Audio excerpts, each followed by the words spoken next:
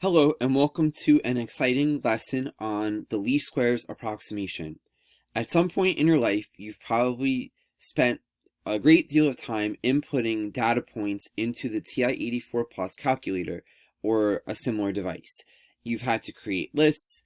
You would go to the calc menu, press 4, press enter a bunch of times, and then you would get out these values for A and B along with some correlation information. But have you ever wondered where A and B come from? The purpose of today's lesson is for us to take a look at the least squares approximation method. The concept behind it is if we have a set of data that is messy, so we have data points that don't follow an exact linear pattern per se, we would like to come up with the equation of a line that best approximates that data. So in this case, we call it y equals a sub 0 plus a sub 1 x. And a sub 0 and a sub 1 are values that we solve for. That is similar to the a and b that the calculator gives you. In linear algebra, we try to approach this problem in terms of vectors and matrices.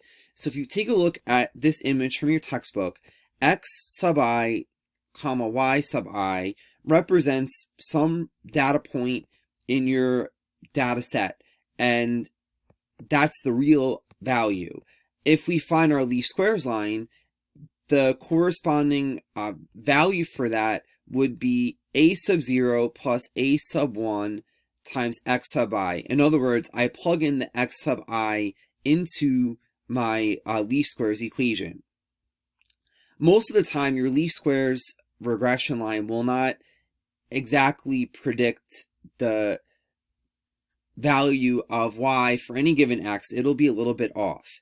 And our goal is to minimize the amount that we are off by. So if you take a look here in the little bracket, we are trying to minimize the difference between what the line is saying the y value should be versus what it actually is. So that's what the y sub I minus quantity a sub 0 plus a sub 1 times x sub I represents. We are trying to minimize that difference. The absolute value tries to keep things positive. In equation 3, we set up that difference for every point in our data set. And those points include x sub 1, y sub 1, x sub 2, y sub 2, all the way through and including x sub n, comma y sub n. And notice that we square those differences, again, just to keep things positive.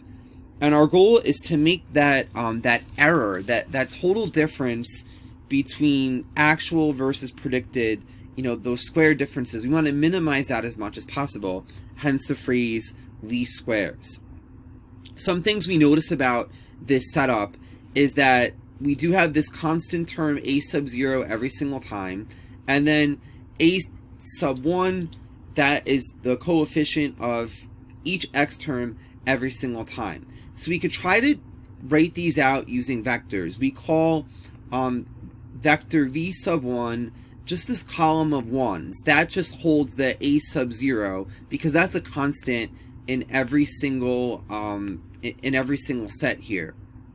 And then v sub 2, that we're going to call x sub 1, x sub 2, dot dot dot, all the way down to x sub n. Those are your x's that you plug in. So those vary, hence why we have the x's inside. And then vector y will be the outputs. So that'll be y sub 1, y sub 2, etc. So we can express this this sum of squares more compactly in vector form here with e equals what you see here in terms of vectors y, v sub 1, and v sub 2. Just a little more on the theory end. So if we take a closer look at this e equation here, we notice that we can take the square root on both sides, and that would represent the distance between y and the vector a sub 0 v sub 1 plus a sub 1 v sub 2. That would lie in the span of those vectors, right? It's a linear combination of the two vectors. So to minimize the error, to minimize the distances and get us the least squares approximation, we would only need to choose the vector in W that is nearest to y. But from our previous studies of the closest vector property, this vector is the orthogonal projection of y onto W. Thus, another way of viewing this linear combination is to think of it as some matrix C times column vector A sub 0, A sub 1, which we can look at and understand as the orthogonal projection of Y on W. For any reasonable set of data, the x sub i's are all not equal, right? We had data points scattered all over the place. Hence, it's very, very likely that v sub 1 and v sub 2 will not be multiples of one another, so we can assume linear independence. As a result, those two vectors form a basis for W. Since the columns of C form a basis for W, we can use our previous studies to obtain C times A sub 0, A sub 1 equals the expression you see here. To solve for A sub 0, A sub 1, we can multiply both sides by C transpose on the left to arrive again at what you see in this line right here. The matrix equation C transpose C times vector x equals C transpose times vector y corresponds to a system of linear equations called the normal equations. Thus, the line of best fit occurs when A sub 0, A sub 1 is the solution to the normal equations. Since we already know that C transpose C is invertible from a previous theorem, we see that the least squares line has equation y equals A sub 0 plus A sub 1x, where we can obtain A sub 0 and A sub 1 by simply calculating C transpose C inverse times C transpose times y. And I'm going to work out two examples with you in this video that show you how to go about getting those coefficients. So let's say you're given the data set 1, 1, 2, 4, 3, 2, and 4, 4.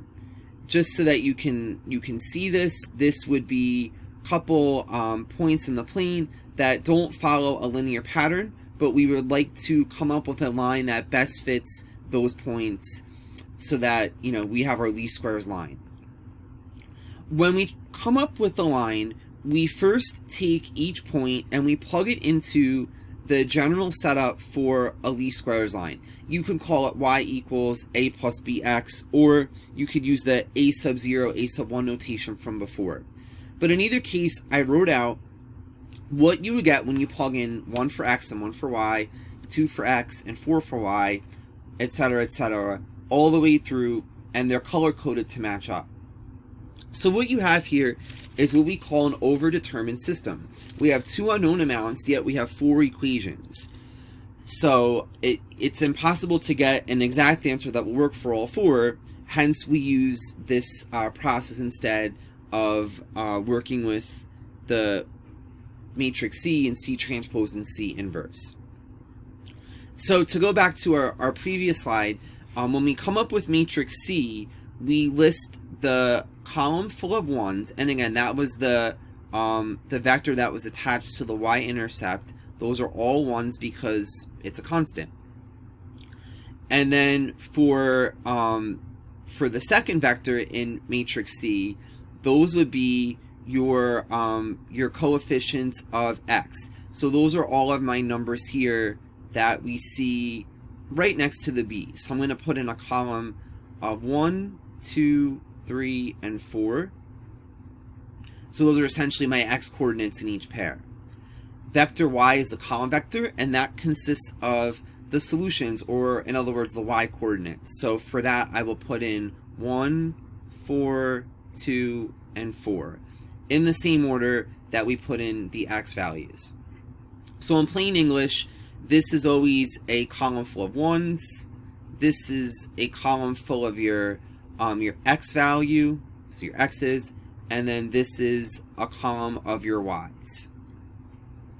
Once you designate those matrices, we go through and calculate a bunch of products, and I listed them out here for you in an organized format. So first we'll calculate C transpose times C. Recall that to find a transpose, columns become rows, so this will be a row of 1s. And then 1, 2, 3, 4 also becomes a row. We are going to multiply that by the original matrix C. Here we have a 2 by 4 matrix, and we're multiplying that by a 4 by 2 matrix. Our answer will be a 2 by 2 matrix.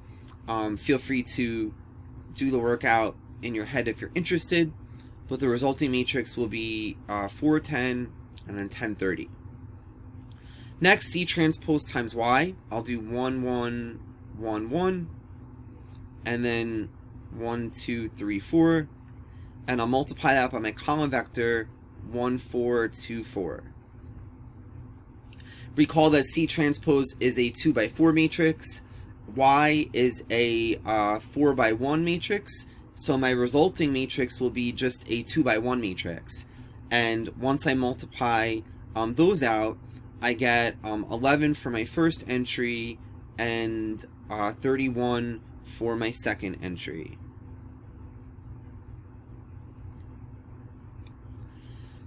Next, I invert the product of C transpose times C, so I am finding the inverse of this matrix right here. And recall, since it's 2 by 2, when I invert the matrix, I have to do 1 over the determinant of that matrix, and the determinant is found by 4 times 30 minus 10 times 10, so that's going to be 1 over 20. And then we do some switching of A and D, so I'll switch the 30 and the 4, and then B and C each become negative. If I multiply through, I get out some fractions. I get 3 halves, negative 1 half, negative 1 half again, and positive 1/5. Finally, when you're all done with steps 1 through 4, the last thing you do is multiply the matrix you just got, the C transpose C inverse, by your matrix in step 3, C transpose times Y. So I'm going to multiply 3 over 2, negative 1 half, negative 1 half, and 1/5 by the 1131 matrix. A lot of times these numbers do end up being a little messy with decimals and whatnot, and in this case we get out 1 for this entry and 0.7 for this entry. So this tells me that the equation of my least squares line is y equals 1 plus 0.7x. Recall that the first entry is a sub 0 or a, and the second entry is a sub 1 or b, whatever letters you want to use.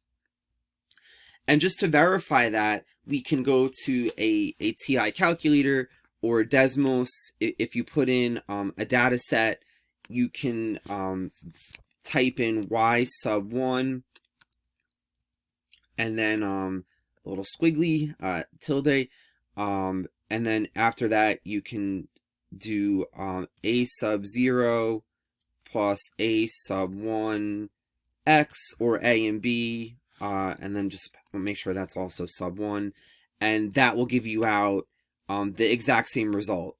A sub 0 equals 1, a sub 1 equals 0.7, and we see that it also graphs the line for us. This line here is the line that minimizes the distance between each data point in green and the line in red. Notice you have 2 points above the line and 2 points below it. It's very common to see that you'll have approximately half the points above, half below. But this line is the ideal. It minimizes the difference between the data points and the line itself. In the next video, we'll take a look at doing the same exact work, but for a parabola.